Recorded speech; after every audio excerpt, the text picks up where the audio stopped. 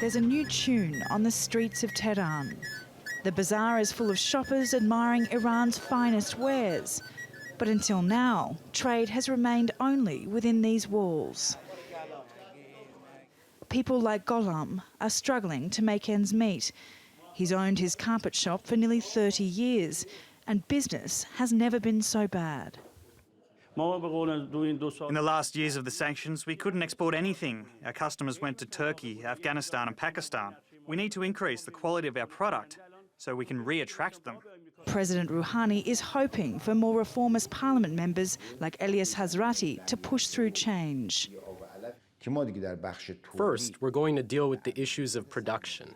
And we're going to ask Iranian and non-Iranian investors from outside the country to come and invest in our economic projects. A hand reads, "I will sacrifice my life to the leader," and it's a common sentiment for most Iranians.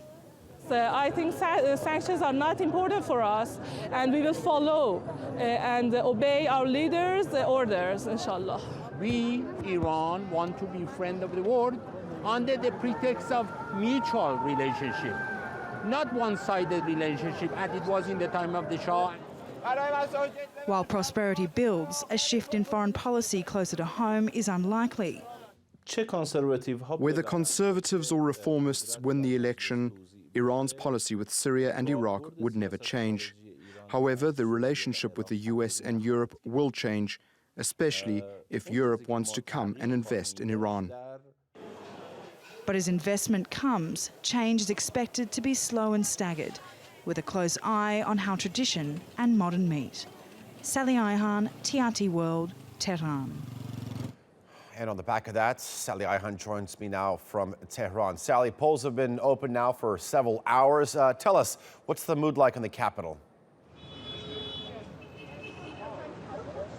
Ayhan, it's certainly one of eagerness and excitement and even a little bit of anxiety about what's going to happen after this election. As you can see behind me, there are plenty of people at the Eshad. It's a site of significance in central Tehran here. They've been lining up since the early hours. People I've been speaking to have been lining up for a couple of hours, waiting to get inside to cast their vote. Now, they're going to be voting for two elections here, one for the parliamentary election and one for the Assembly of Experts. There are 52,000 polling stations right across the country, and it's important to note also that around 500 journalists are here today at the Shad, and that's a very significant number for the elections in Iran. So it just goes to show that these elections are not just important for the people of Iran, but very important for the people of the region and, of course, to the world too.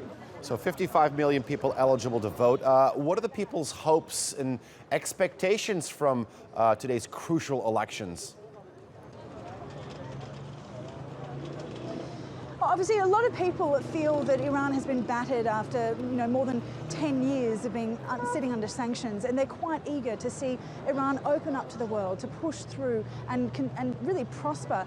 Now, you've got all different factions of voters here, not so much parties. You've got more principalists and conservatives on one end. You've also got reformists and moderates. And all the factions want to see economic reform. It's just a matter of how it happens. And some are a little bit more protected about the Islamic Republic, and others really want to just open up to the world and make sure Iran is doing everything they can to prosper. One man I spoke to travelled from London to come here today to vote, and he's obviously quite concerned for his business. He wants to see that prosper, but he also said to us that he's concerned for his children. He wants to see them prosper, and his love for his country was more important than anything that he had. He said he's too old to really worry about himself, but he wants his children to have jobs, growth, healthcare. So this is a common sentiment among people, and they feel very committed to this, what they feel is a historic moment in Iran's history.